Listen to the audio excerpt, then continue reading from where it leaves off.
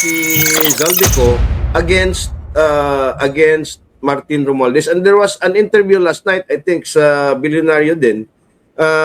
At kinonfirma ni Joel Chua na yung liderato daw ng Lakas under attack at nasa 80 na lang daw sila as opposed to the 100 plus noon. So parang totoo nga no na naglilipatan na yung mga lakas members. Kasi papalubog na yung barko ni Martin Romualdez kaya ang dami na naglulundagan sa kabilang bakod. Ng kanilang kaarawan ngayong araw na to, magpasalamat dahil isang taon na naman nang dumagdag sa inyong mga buhay at mas marami pang darating na may challenges, pero ang ipagdasal natin ay yung mas maraming taon sa buhay natin na kaalwanan naman, di ba? Happy Biyaya. birthday to all future mothers of my future children. Wala bang Kuyang, wala ka bang kids na nagdiriwang ngayon na hinahanap ka? Parang, who is my daddy? Pag may lamay, doon na yun natin malalaman. Pag may sa lamay ko na malalaman. May experience kayo ganyan? Hindi ah. Wala. Ako meron, lolo ko dating pulis pa yun. Meron sa lamay? Oo, sa Puneraria Pas ba yun o Arlington? Nasa family room kami, sino kaya yun? May dala-dala pa dyaryo, abante. Kasi uso rin yung obituary, di ba?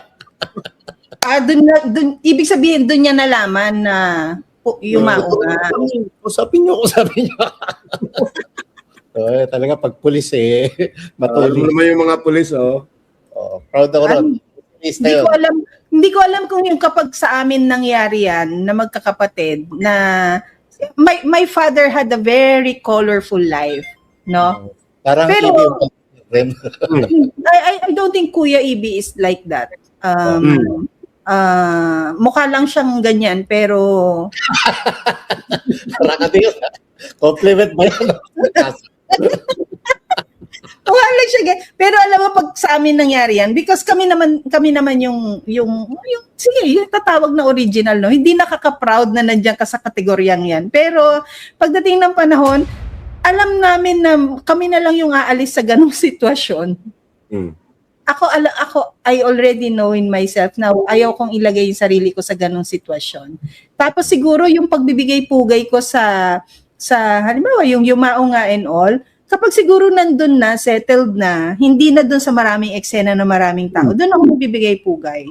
Para sa ang habang panahon na wala ka sa feeling namin, wag na lang din yung kami pa ang hanapin pagdating na ng dulo. Kasi ang tagal hindi pwede. I find that unfair, no? Yung antagal ng gap tapos yung hahanapin yung mga tunay, yung orig, yung ganyan. Para wag hong ganun. Para wag pong ganun kasi ano ng Pinoy, no? Pinoy lang ba or what? Tapos ang sisisihin nyo, kayo hindi kayo nagbigay pugay sa ganito na matagal na panahon na parang ba't po kami? gusto ko umabot yung moment na yun na parang masasabi ko yun na ba't ako? Yun. Ba't kami? Ba't kami ngayon ng mali? Ba't kami ngayon ng hinahanap? Yung gano'n lang. O, Dad, kung nanonood ka, tropa naman na tayo, huwag kang dyan. Hindi pero kami. Minsan, mahirap para maghusga, no? Nung sitwasyon ng isang pamilya, lalo yung sa mag-asawa na naghihiwalay. Kasi may mga kanya-kanyang reason, may mga kanya-kanyang dahilan, at may kanya-kanya silang batayan bakit umabot ng ganung sitwasyon. At hindi lang yan patungkol sa lalaki, Marlon. May bagong desisyon ng Korte Suprema ngayon, no? Na sinasabi ng Korte Suprema na hindi lang ang lalaki ang pwedeng ihabla or mag-commit ng adultery, pati babae din. Meron na-publish yan mga 2 days ago sa Korte Suprema, Supreme Court website. So, because in every situation, may echo ka, Pam. Sino yan, Pam? Nasa likod mo. Tungin na yun. Gusto ko yun. Uy, kinilabutan ako. Ang hayop. Gusto ko yun. Dad! Wag muna! Tapos mo sila ulo ka. Alala ko na naman si PH. Kumusta si Kuyang PH? Kuyang Ay, PH. sabi ito. Well, anyway, gigigil ako sa inyo. Sabi ni Mickey Lanrec tuloy sa akin, Bea, is that you? Sa linya kasi ni Bea Alonso yung sinabi ko, Kuyang, may karibal ka dito. Sino? Si Asyong, sabi niya, shout out naman kay Astrid, crush na crush ko siya. Sino si Astrid? Sorry. OFW from Hong Kong na nag-friend request na finally kay Kuyang EB. But si Asyong, taga saan po si Asyong? Sige, pwede ka naming i-bridge. Ano po? Willing Ano ba apelido? EB. Ano apelido ni Asyong? Salonga ba? Baka Akasha. Tondo yan, Kuyang. Taga-tondo yan, kaya ingat ka dyan. Ingat tayo dyan. Pagka Salonga si Asyong, batang tundo yan. Oh. Bakit? Cebuano ka naman. Oo. Di ba? Atapang na tao. Good morning Diyan ba sa Cebu, Kuyang? Diyan ba sa Cebu merong parang tondo na ang imahe? Pero Yes. sa Cebu, sabi kong kumpare sa tondo at may mga kaibigan tayo ron. Diyan ba sa Cebu merong image sa lugar? Anong Cebu, Kuyang? Dalawa ito yung tinatawag na Barangay Ermita at saka yung Dulho Fatima. Okay. Yun ang parang... Dati magulo. Pero ngayon, Dati- Ano na lang kaya yung mga tao sa Tondo, no? Pagdating dun sa panukala ni John Vic Remulla na bawal ang topless. Di ba dyan Oo. nagsimula sa Tondo yung mga ganyan? Yo. Yung kasi dahil dikit-dikit yung may areas kasi na parang dahil dikit-dikit yung mga bahay, tapos pagkalabas mo, pwede nga yung iba diyan naka-boxers lang, nakatambay na diyan sa tapat ng bahay nila, nakasandal sa poste, topless and things, no. Nang wala namang ginagawang trouble. Pero dahil nga sa init ng panahon, paano kaya i-handle ni John Vic yan? Magbibigay siya ng Atras siya o Ningas Pugon. Hindi niya na pinagpatuloy uli. Di ba? because whatever he's doing, Talagang kanilang programa, wala ampaw.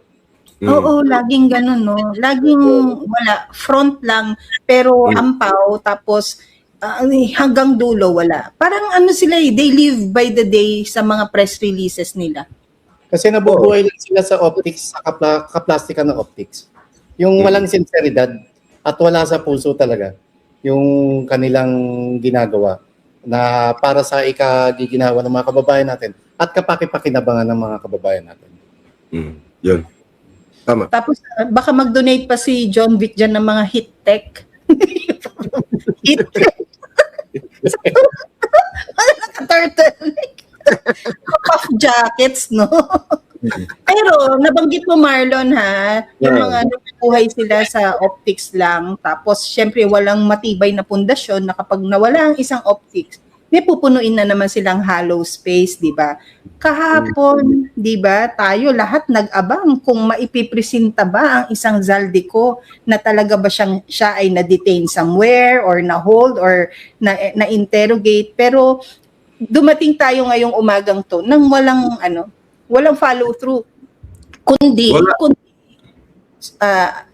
kundi yung nagpunta sa Germany, nag-exit from Germany, pumunta sa Prague, pinabalik sa kung saan. Your take, Kuyang? So hindi totoong nahuli. Hindi totoong may nahuling Zaldico. Oh, the other question here is, totoo bang nasa Prague? Yun na nga no? That's one.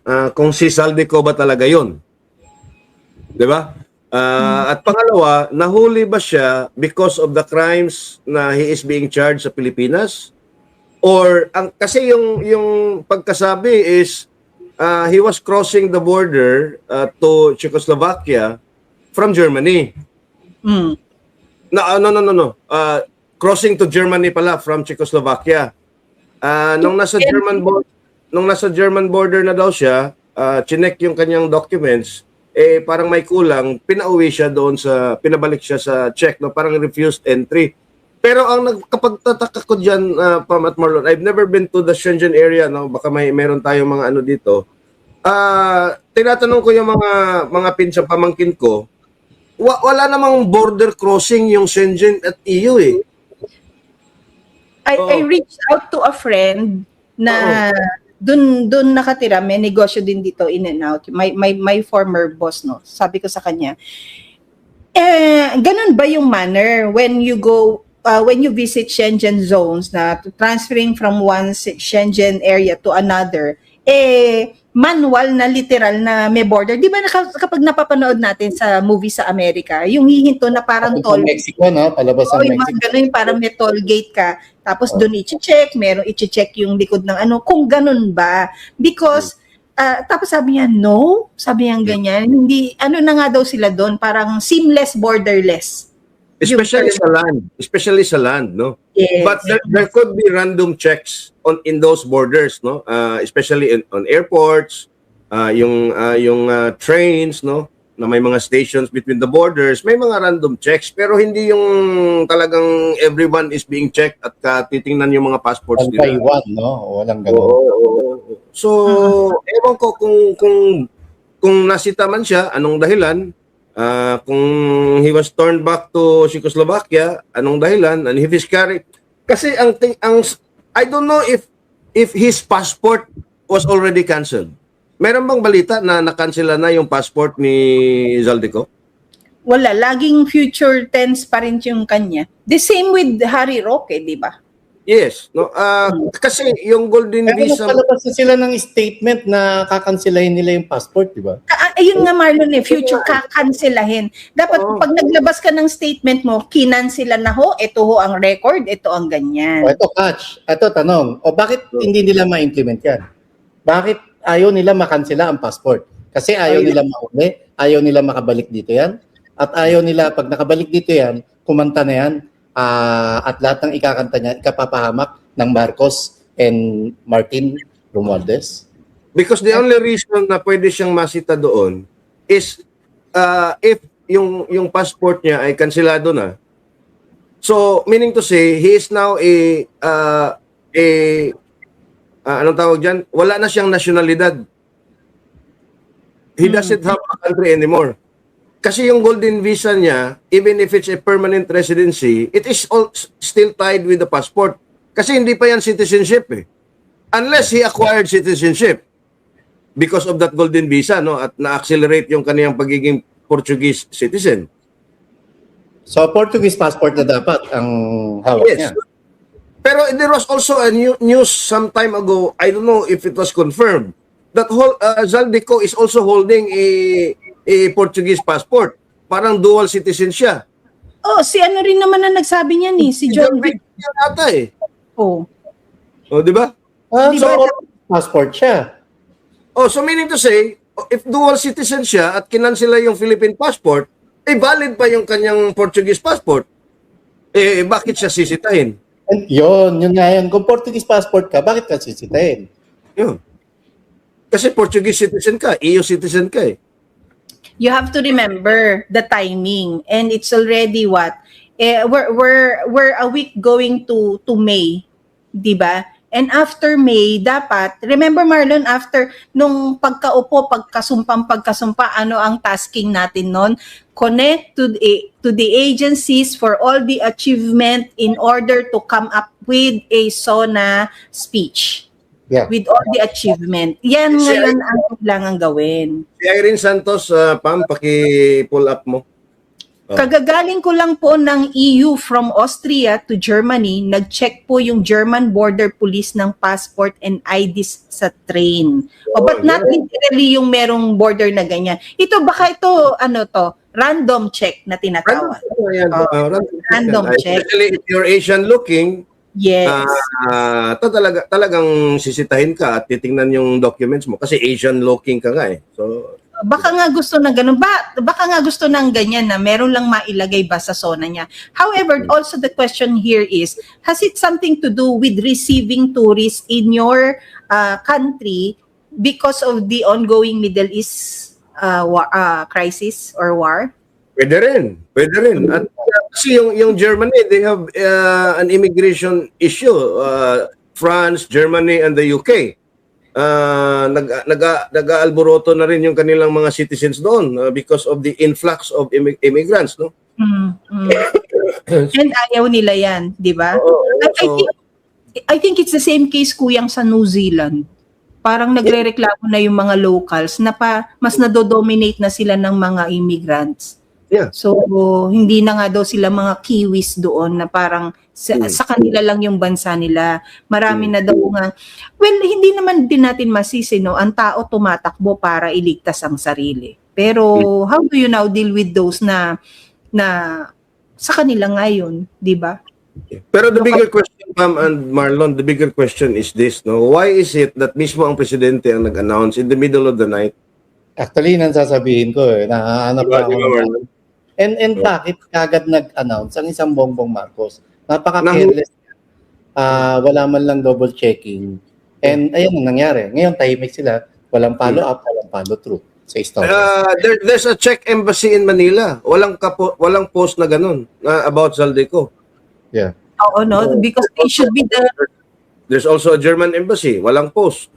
actually they should be the authority to be able to get access right away to the information. Pero kung hanggang ngayon wala silang nilalabas, And second, it should be the DFA announcing those things. No? Kasi DFA yan. Sila yung may diplomatic links na dire-diretso doon sa mga embahada at sa parang State Department ng mga bansang yun na tinutukoy doon sa kanyang mga announcements. Hanggang ngayon, meron bang DFA statement? Parang wala eh. Wala pa. Pati yung under of the office of the president yun, yung part of the kidnapping of PRRD, yung Presidential Commission on Transnational Crimes ba yun? Yung yung attorney, sino ba yung nahinabla din ni Amy? Kanilaw, oo. Pero he's now LTO, di ba? LTO chief na ngayon sila kanila. Yeah, pero meron yung Kuya, talaga sa mga kaibigan natin, sa mga DFA reporters, saka sa Malacanang Press Corps, baka mapiko na naman sila, sabihin na naman, di ba? Kayo, mapikot saan, Marlon? Hindi, kasi may statement yung Malacanang Press Corps na hindi sila bayaran, hindi sila nakapayola sa Malacanang. Ngayon, malaking storya yan. Sa DFA at saka sa Malacanang, asa na yung follow-up mo, Bongbong Marcos? Asa na ngayon ang Zaldico na sinasabi mong nahuli, na aresto, at ano na ang gagawin ngayon ng gobyerno ng Marcos? Kasi even if the Kanilaw is already with LTFRB or LTO, the office still remains under the office of the president.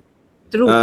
Correct me if I'm wrong. Again, yung pangalan noon is Presidential Task Force or Commission on Transnational Crimes. Ito yung nakikipag-ugnayan sa international courts, no, at iba't ibang estado, lalo na sa Interpol for applications of red notice.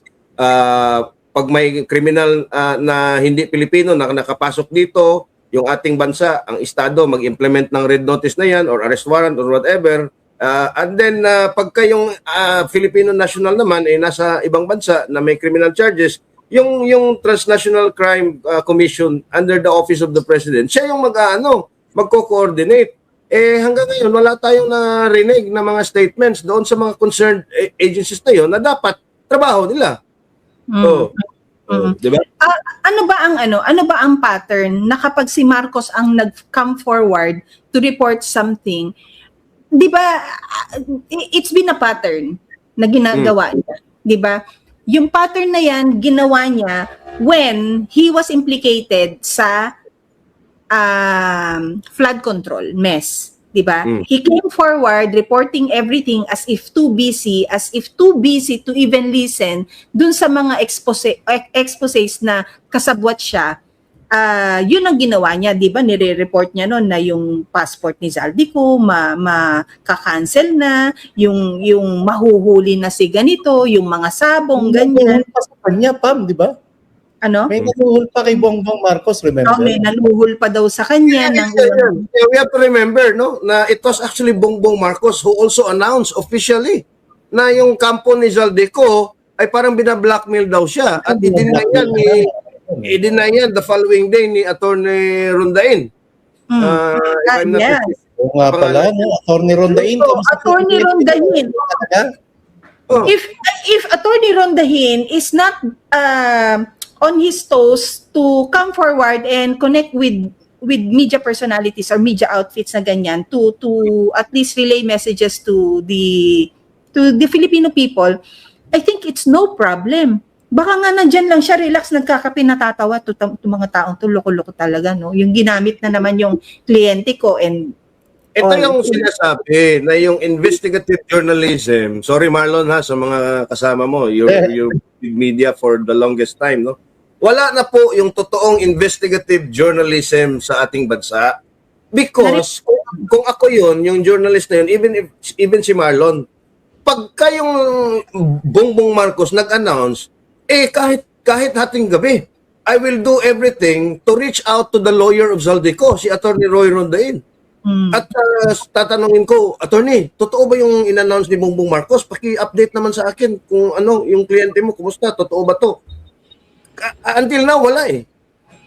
Buti sana kung mayroong reporter na nagsabi, nandito kami kay Attorney Rondain, yung legal counsel ni Ko dito, pero hindi pa siya makapagpalabas ng statement dahil he has to coordinate pa, nasaan yung client. Parang gano'n. Pero wala eh.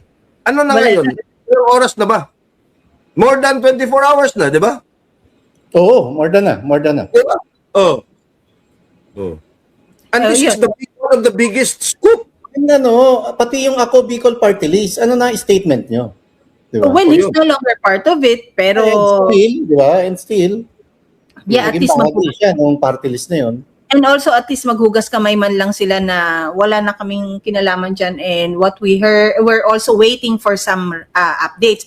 However, going back, no, naging pattern ito, yung paglabas ni Marcos ng pagtatakip ng isang mas maingay na balita. Kapag siya ang lumalabas, may pinagtatakpan. Ano ba nangyari recently? Bikoy, Madriaga. not Bikoy, Madriaga. Yung pagkaka-expose ng sobrang linis na script ni Madriaga na it didn't have anything to do anymore with the cases filed by the petitioners ng impeachment niya. Nagmukha tuloy na sa kanyang sa affidavit niya, nagmukha tuloy na ang complainant yung Committee in Justice. Ito lang, paraanin lang natin. I have a material here, no, and it will all make sense to us. In legal parlance and among investigators, when you conduct a clarificatory hearing, you limit your questions to the complaint that is filed before you, to the evidences that are on hand. You do not call other witnesses or gather other evidences that are not included in the complaint, for that would be already acting on behalf of or taking the cudgels for the complainant. So dito, sinong complainant ngayon? Parang lumalabas dito, pagpatawad ako ng mga miyembro ng Committee on the Justice, nangyari dito, parang ang nagiging complainant dito pagdating ng araw will become the Committee on Justice and not the ones who really filed that impeachment complaint against the Vice President. In legal parlance and among... Tama. Diba, dyan sila nagkanda booking na parang kinailangan ngayon maglinis na naman ng bakuran at gumawa ng ibang ingay para hindi iyon matutukan ng tao. Yung pagkakabuking kay Madriaga sa mga statement niya. Pero, ang naging problema nila, dahil nga wala nang nagmamalasakit sa nakapaligid kay Bongbong Marcos, hindi na iniisip kung ano yung magiging epekto ng susunod nilang aksyon.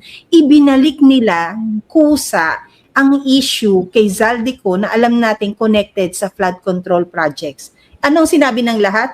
Okay, ilayo na natin sa impeachment dahil palpak naman kayo. Balik tayo ngayon sa flood control. It's been how many, years?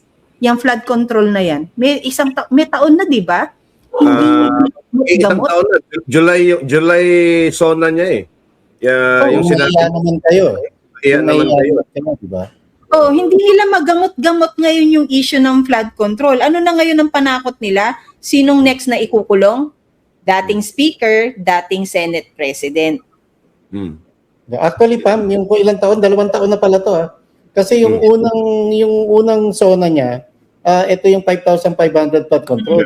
Na sinampal siya, di ba? Napak-check siya. Tapos itong pinakahuli, ito yung mahiya naman kayo. So 2 years na to. At wala pa rin talagang napaparusahan. At ganyan katamad. O ganyan kaabusado ang Bongbong Marcos kasi wala siyang pwedeng parusahan dahil sangkot mismo siya. Yun. At saka ang ito matagal ko na itong sinasabi, no? Ang pinaka-logical fall guy na para ma-shield nga, no? Itong si Bongbong Marcos, it's no other than his cousin Martin Romualdez. Ito na yung framing nila eh. Cheese Escudero is also a collateral damage kung titirahin mo si Martin. Kasi hindi mo pwedeng tirahin si Martin na wala si Cheese. Kasi silang dalawa ang nasa Bicameral Conference Committee. Although si Martin wala doon at si Cheese wala doon, sila yung nag-form noon at nag-approve ng mga Senate version at saka yung House version of the GAAS, no, or the GABs, no. So ito na yung last card nila, Pam at Marlon. Ang tingin ko diyan, last card nila si Zaldico against Martin Romualdez. And there was an interview last night, I think, sa Bilyonaryo din, at kinonfirma ni Joel Chua na yung liderato daw ng lakas under attack at nasa 80 na lang daw sila as opposed to the 100 plus noon.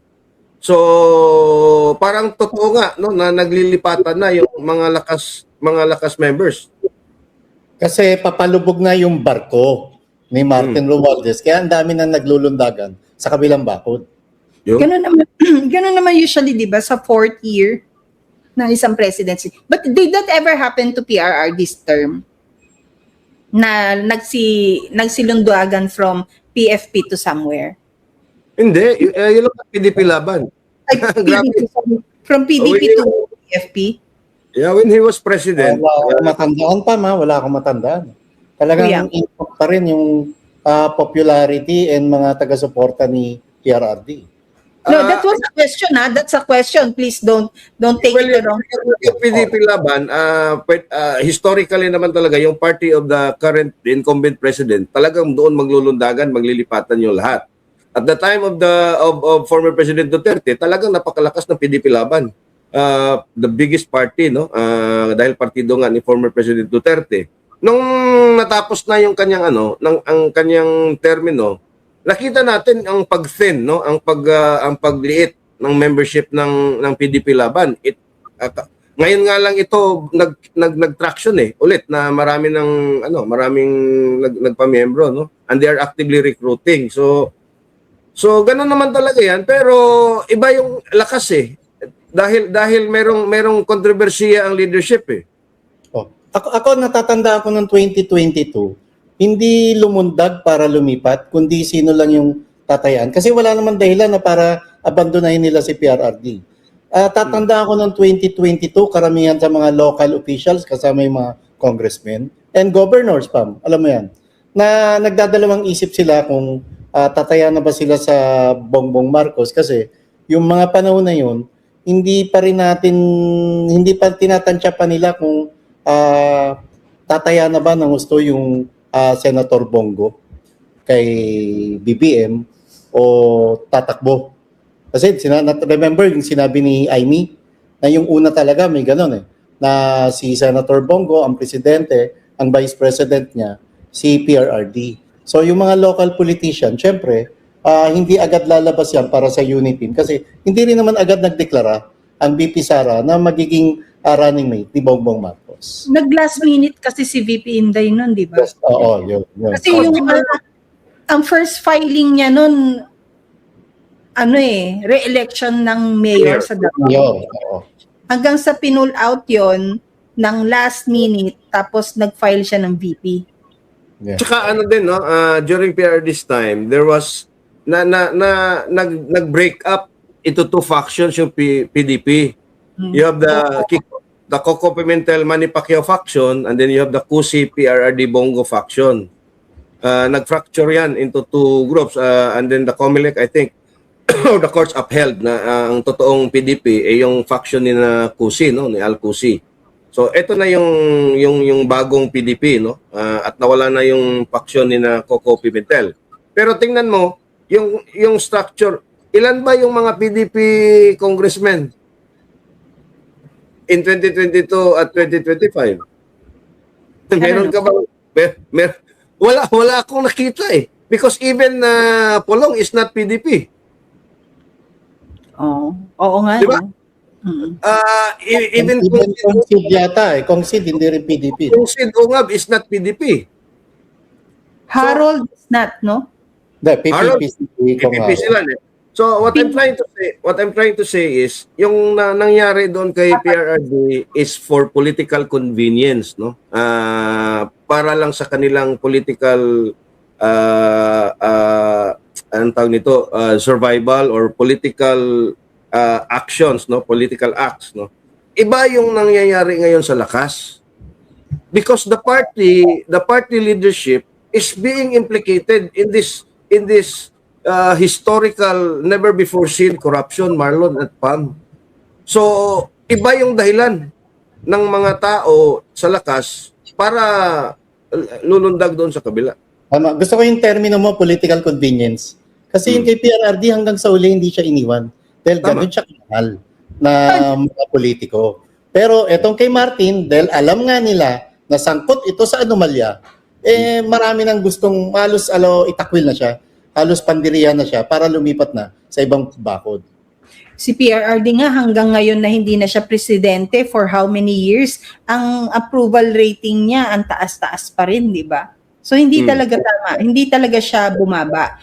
Ang tanong kasi dito, no, habang merong ganyang sariling giyera ang mga kanya-kanyang paksyon sa politika, nakita natin may lumabas kahapon na hindi kasi to very visible sa tao eh.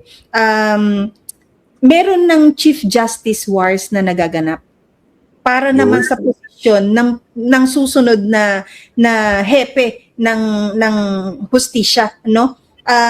Ang pagkakaalam natin, pagkakaalam ko, next in line to become CJ and the most qualified for me is Justice Leonen. Tama kayo ba? Will you agree na Justice Leonen? Of course, he is. He is the longest tenured associate justice. Oo. That's one. And if you look at the history of the court, the highest bench, seniority talaga yan. Pareho yan sa militar, sa police. Seniority yan. There are instances nga lang na may nalundagan. Pero ganyan yan. And if you look at the qualifications, Leonen talaga ang dapat may upo dyan when his mundo retires in November. Yung sa kapulisan, ano ko lang yung sa kapulisan na nabanggit ni Kuyang Ibi, no, na ibalik naman dun sa rightful owner yung yung stars, di ba? Tama. Oh, di ba naibalik naman? Pero nagkaroon nga lang ng konting laban doon, Marlon. Ako gusto kong tingnan to sa next Chief Justice Wars. Although isa sa senior talaga Associate Justice si Leonen. Ang medyo bantulot ako rito, yung dilaw siya. Bagaman may naririnig tayong Paquito Ochoa sa Palasyo ng Malacanang. So si Paquito Ochoa ay dilaw. Ang ginagawa ngayon para halukayin yung SALN ni Chief Justice, tingin ko segunda lang yung pagiging CJ, yung labanan ngayon kung sino yung susunod na Chief Justice. Ang tingin ko rito, may kinalaman to na harassment. May kinalaman ito pananakot. Kasi wag nating kalimutan, nung nakaraang oral argument, si Justice Leonen ang nag-utos na kinakailangan i-submit sa Supreme Court yung Special Allotment Release Order. At dito tingin ang sambayan ng Pilipino doon sa SARO na yon. Dahil sa SARO na yon, doon na mapapahamak direkta ang Bongbong Marcos na siya mismo ang pumipirma sa SARO. Okay, to give it context, bakit natin nakita na merong ganyang ops against Justice Leonen? Merong kasing nilabas ang Office of the Ombudsman to someone na nagre-request ng SALN copies ni Chief Justice Justice Mario Leonen. At ang nagre-request is si Mr. Charlie V. Manalo. And Charlie V. Manalo is a journalist. Tama ba, Marlon? Yes. He's a journalist. And Sa veteran documents. he's a private citizen requesting for a justice copy of his SALN. Yan ho yung lumabas kahapon, kaya nandito tayo ngayon sa topic natin na next Chief Justice Wars. Going back to your point, Marlon, na yes, it was Leonen who requested for the Solgen to produce the copies of the SAROS sa next hearing natin on is it the 20th? 23rd ba yun? 22nd. To confirm, sa 21. Sorry. 21. Sa 21. So, we asked Attorney Lem Bakiran, no, ni legal counsel for FP Marlon? JPM. JPM. FPJPM.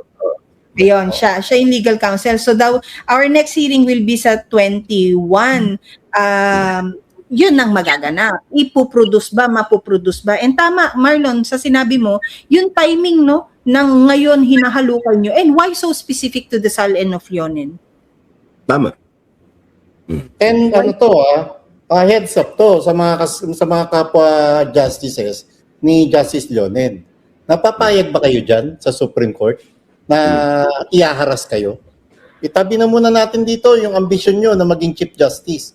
Pero itayo nyo ang bandera ng kataas-taasang hukuman. Itaas nyo. Iwagayway nyo yung dignidad ng Supreme Court na walang sino man sa kahit sinong administrasyon, Marcos man o sa mga susunod na panahon pa, mga darating pang panahon, ang pwedeng mangharas sa isang justices na katulad nyo. Kasi nangyari na yan, Pam, dun kay Chief Justice Renato Corona. O na-impeach nyo si CJ Corona. Napatino nyo ba yung pagsusumite ng SALN? Yung mga nagpa-impeach ba sa kanya, naisa sa publiko yung kanilang SALN? Mula congressman hanggang senador? Wala, di ba? So ginagamit lang ito, harassment. Kaya nga, sa 15 justices sa Supreme Court, itayo nyo po ang bandera ng kataas-taasang hukuman. Well, number one, yung private citizen, hindi pinakita yung letter request niya. Ano yung purpose ng request niya for those SALN records, no? And if I'm not mistaken, Kuyang, reporter yan eh. So, gagamitin niya as materials. yun na nga dapat pinakita nila yung certification na wala coming from a journalist. Dapat pinakita din nila yung letter request na nag-request para makita natin din ano yung purpose niya. Whether it's for journalism, private consumption, or kung ano. Kasi para mabigyan ng konteksto ang mga tao, ano ba ang gusto nitong manalo na ito? Bakit siya nag-request ng SALN copy ng isang Associate Justice who is geared to be the next Chief Justice in November, no? Pag nagretiro si Hismundo. Second, as far as I can remember, and I think maraming nag-comment dito, yung SALN for specific periods, no? Meron lang yung 10 years na naka put on record. At pag walang kailangang yan, i-discard na yan yung sa records, no? Only if there is a case, whether it's impeachment or whatever case, o pwede yung hilahin nila at halughugin nila doon sa archives. Kasi after 10 years kasi, even with BIR, even with customs, after 10 years, yung file mo is already dormant. Noon nga, 5 years lang yun yung BIR at saka yung customs. Hanggang 5 years ka lang, dapat you should keep para pagka may audit, meron ka pa the last 5 years. Ngayon ata, parang ginawa nilang 10 years. Ganon din yung SALN. No? So, I don't know ano yung... Tama si Marlon, it's just harassment kasi even si Attorney Ryan Kilala has also been issued by the Ombudsman a show cause order. At si Attorney Palad, yung abogado ni Madriaga ngayon, ay nag-uudyok na imbestigahan yung si Attorney Kilala. Dahil nga doon sa kanyang political acts na habang nasa ombudsman siya noon. Oh. So this is all part ano ba si Kilala? Si Kilala na yung nag-deny na close si Madriaga to the VP. At in fact, at inamin ni Kilala na parang nakisabay lang yang si Madriaga sa isip eh. At sila talaga and he is now being implicated again ni Madriaga doon sa kanyang testimonya. Now you have Justice Leonen na parang kinokorona nila. Sorry to the family of Chief Justice, no, na namayapa na. And eventually he was actually acquitted, no, doon sa mga charges, Marlon, at the Court of Appeals at the Supreme Court actually decided in his favor. At it was late already. Nawala na yung tao eh. So this is just another futile attempt, no, to harass a Leonen because yun na nga, no, based on his actions doon sa PhilHealth oral arguments at saka yung last oral argument sa GAA, talagang he's standing by his principles, and that principle is for accountability. Yeah, and of course, no, if we go back kung sino ang isang Charlie Manalo, you have to remember, Marlon, sa campaign noong 2022, Charlie Manalo falls under the columnist of Mel Robles. Yan yung mga columnist na mga seniors na. So, may certain request minsan yung mga yan, na mga lolomnist ang tawag sa kanila, na basta, yung mga ganon. And who is Robles to Liza? Who is Charlie Manalo to Liza? He is that guy out on a mission. And tama ka, Kuyang.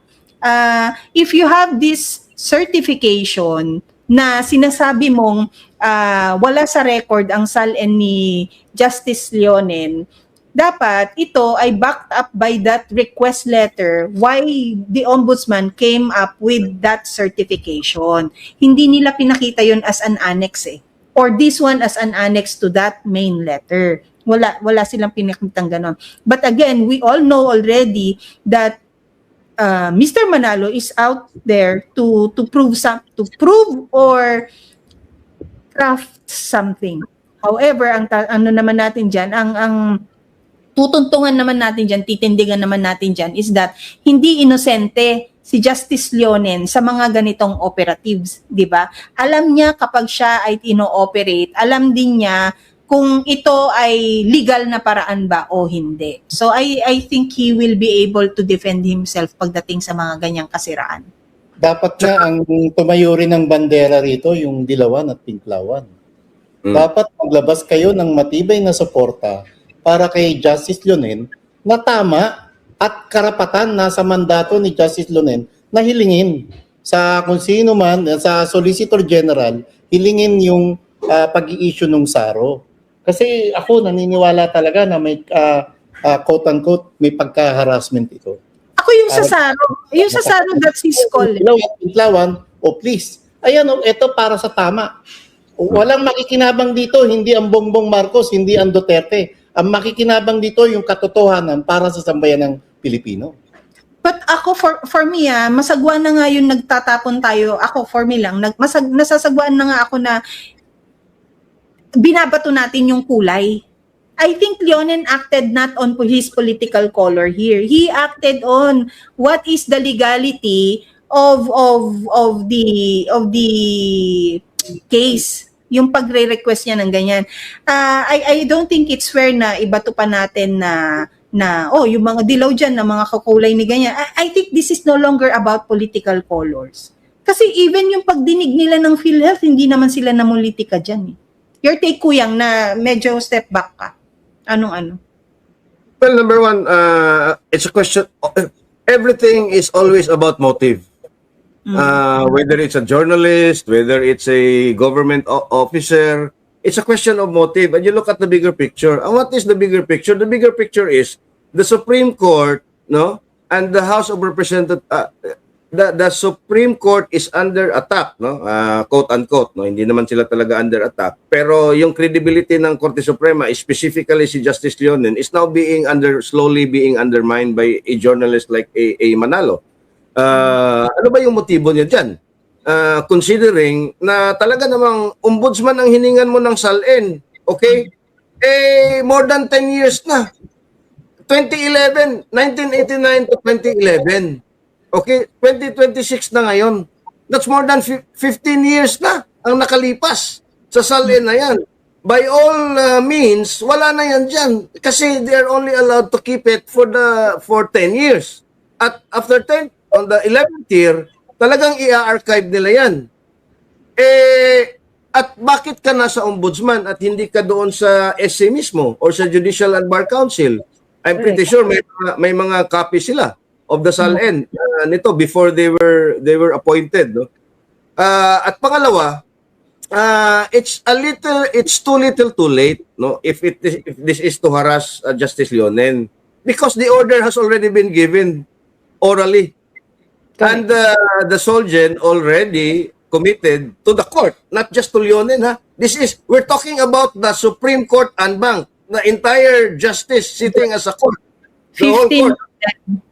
15 of them. The Solgen already committed na nadadalhin nila ang bawat isang saro in all those items sa unprogrammed funds. And hindi lang yung saro, yung kaakibat na certification from the National Treasurer sa Bureau of Treasury na merong pondo talaga at saan galing ang pondo na yan. Yun. Ano ba? Ito panahon, it's been a week, no? 1 week waiting time tayo for the next. Is it ample time enough for Solgen to produce all saros? Yes, no? Naman. Oo naman. Yes. Because really, General yun. Sorry. because released funds na ngayon, ibig sabihin, meron ng mga paperworks doon na naka-file lang, no? Specific dito, specific diyan, bubunutin lang ng mga taga DBM yung mga files na yon. Okay, and here are the copies for your reference pagdating sa next hearing. What if the Solgen will make an excuse na sabi, hindi po kasi na-produce lahat. Will file petition to extend, no? Is that possible, Kuya? Ako tingin ko posible. Tapos posible rin pagbigyan, pero dapat wag tigilan yun. Well, number one, you are already arguing in front of the highest court of the land. Whatever excuse na gagamitin mo will never work. Kasi matagal ka nang pinadalhan ng mga notices. You have the entire government resources at your hands. Okay? And you have to remember, ngayon, lahat ngayon, Pam, electronic na lahat eh. Yung mga saro na yan, electronic copies na. Wala nang saro na you have to print it out, pipirmahan at dadalhin mo physically. Even the filing sa korte, electronic filing na. Yung mga summons, electronic summons na. Yung mga subpoena, electronic na. I cannot find any excuse na sasabihin nila na hindi naman. It's on the database of the DBM. It's on the database of the Bureau of Treasury. It's in everybody's database na hindi lang natin ma-access. But they have it internally. They can generate that if they would want to. So, ang problema dyan is the certification. Yung SARO, they can produce that. Ang problema dyan yung certification. Because it will now implicate the president. Yes, because all unprogrammed funds, by law, the allocation should be approved by the president. Now, whether it's the president himself who approves it or the executive secretary acting for and in his behalf, we do not know. That's why it's importante not just the SARO but the certification from the Treasury, no? At yung approval, the chain of command na nag-approve doon sa SARO na yon at nag-allocate doon sa pondo na yon. Ako take ko rin dyan, no? If magaling kang Solgen and you're out there to prove the truth dyan sa side ng gobyerno, dapat nga naunahan mo na si Justice Leonen bago pa niya ni-request yan eh. Because, di ba? Because when did you take over as Solgen? When did she take over as Solgen? Sabi na natin late last year. Ilang buwan pa lang yan, oh. Late last year, she took over as Solgen. And alam niya na, and we already know late last year, na magre-resume ang GAA hearing ng April. Kung pinag-aralan mo talaga yan nung umupo ka as new Solgen at hindi ka naglalabas na umupo ka kay Karen Davila, nagpa-interview ka sa ganyan, mas dapat ginugol mo yung oras mo sa pag-aaral nung mga kaso at mga kaso pang darating sa'yo. So, dapat nakita mo na abogado nga din naman siya. Nakita na niya yung direction ng pagtatanong sa kanya ng Supreme Court justices na to, na baka hanapin yung ganito, baka ganito ang gawin. Dapat na-produce mo na yun, dapat nandyan na yan. Dapat naunahan mo na bago pa ni-request sa'yo nung justice na Kung sila. magaling kang Solgen, mag-resign ka na, gayahin mo Secretary Anyo, saka si Medardo Guevara. Dahil alam mo na may hirapan kang ipagtanggol yung kabuktutan ng principal mo.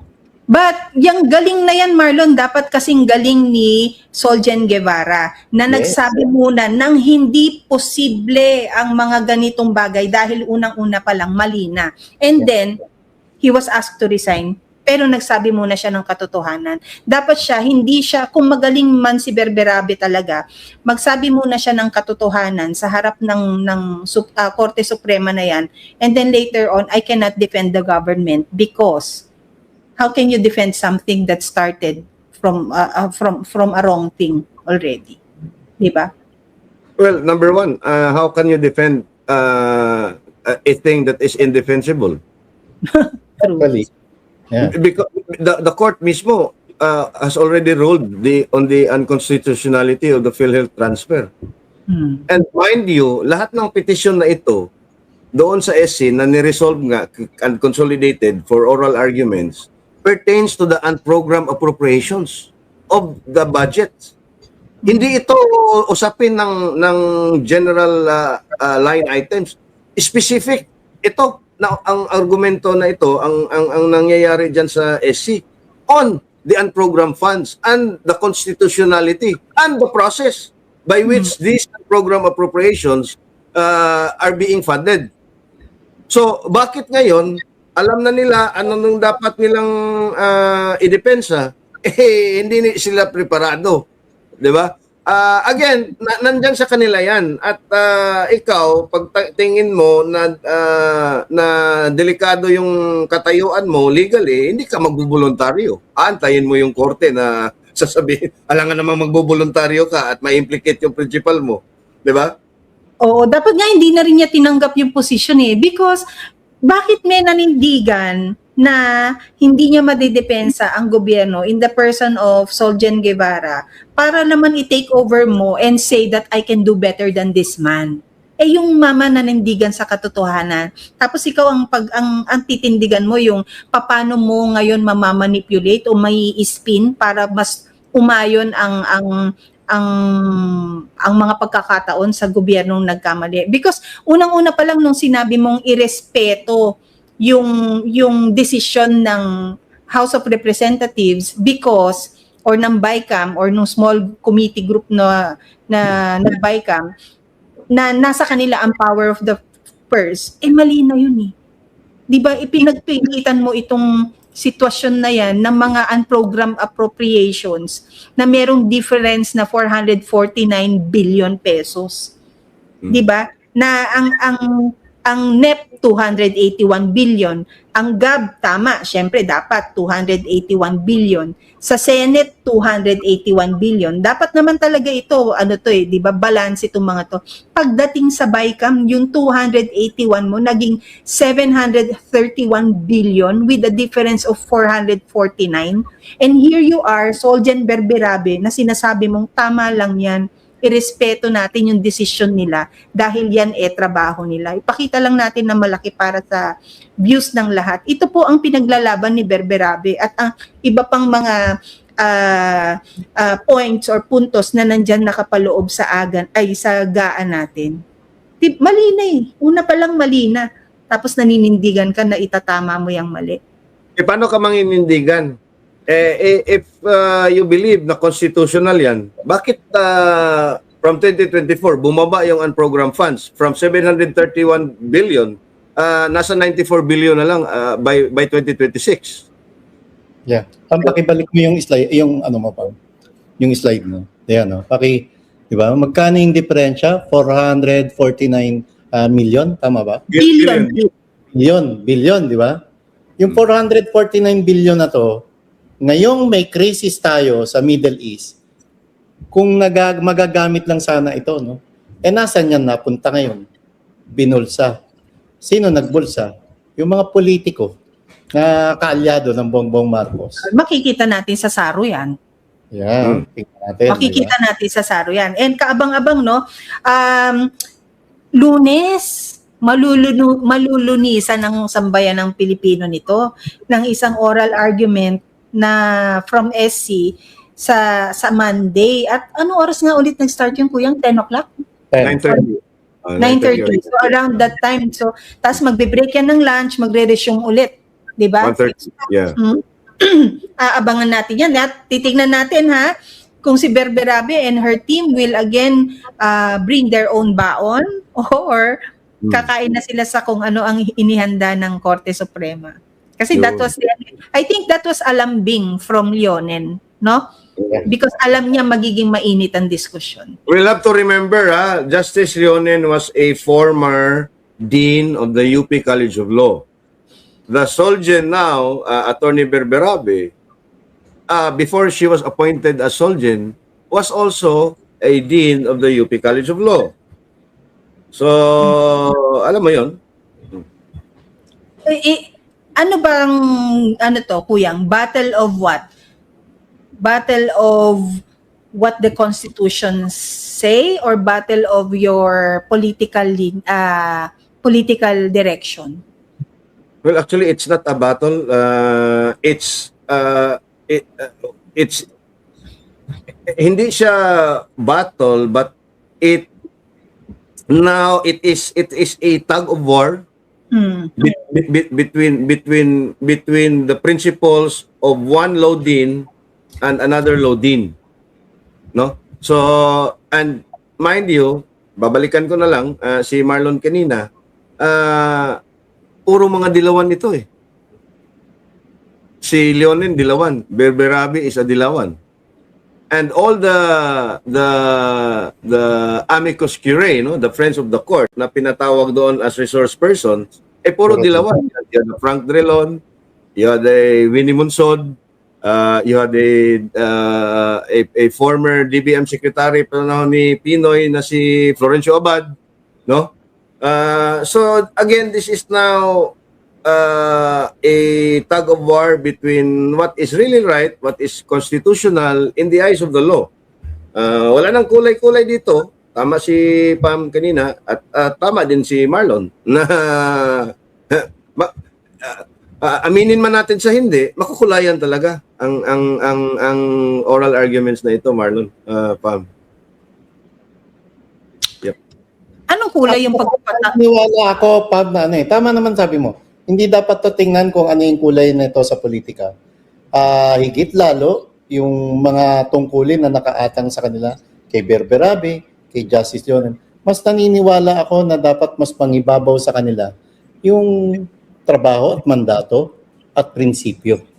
Kaya nga dapat hindi rin natin kulayan. Tayo na nagbibigay din ng opinion, hindi na lang din natin kulayan. Dahil gumawa naman talaga sila ng aksyon na pangkulay kayo manggi. Hindi naman pangkulay dilaw. Ang pinupunto ko kasi sa dilawan ngayon, yung, di ba yung tinatawag silang kain suka? Na dati mabanggit lang ang Bongbong Marcos, never again kayo eh. Di ba? Ngayon, pagka may batikos sa Bongbong Marcos, never against. Never against. Yung nasa na ngayon ang prinsipyo nyo. At mabuhay ang grupo ng dilawan dahil meron pang natitira sa katauhan ng Justice Leonen na nangingibabaw yung prinsipyo. At saka Marlon at Pam, no? We have to remember April 22, the following day, Committee Injustice hearing. At ang isasalang nila ang isang Antonio Trillanes. And then 5:30 p.m. local time sa Pilipinas is the hearing on the promulgation of the decision doon sa ICC sa Appeals Chamber on the jurisdiction of the court on PRRD. Is that And on then, the 21st? 22nd, 22. Oh, the following day, the next day, Wednesday. The following day. And then you have what is very important here that we're missing is we have the petition for certiorari on the Oral impeachment argument din process. yun. Hindi. Iba yung oral arguments din. Mayroong petition for certiorari filed by Torion. Petition for certiorari filed by the VP Sara herself, by VP Sara herself. And then a petition for intervention ng isang group of lawyers na nakisama kay Attorney Torion, Attorney Vic sa petition for certiorari. And then you have the prayer for an urgent oral arguments calling the SC and Bank para mag-oral arguments on the issuance of TRO doon sa certiorari. And then you have the RTC filing of Attorney Mans Carpio, no, for a TRO doon sa supina nga on the AMLAC and the bank records na dapat aksyonan ng RTC within the next 48, 72 hours max. So talagang on Monday, Pam at Marlon, fireworks is going to, kaya nga siguro itong Yung Zaldico, buong linggo next week, magiging makulay at sana Makulay. maging makabuluhan at hindi nakakainis. yun. Kaya una na silang nagpa-fireworks ng kung ano-anong mga huli dito, muntik na ma-corner si Atong Ang, muntik nang mahuli si Zaldico, 'di ba? Tapos ano pa yung mga again the following day they missed Atong Ang by a day. Ano? Nagbubuhat ng bigas si Bongbong Marcos. No, nagbuhat ng bigas. Merong kaso, may kaso si Iloy.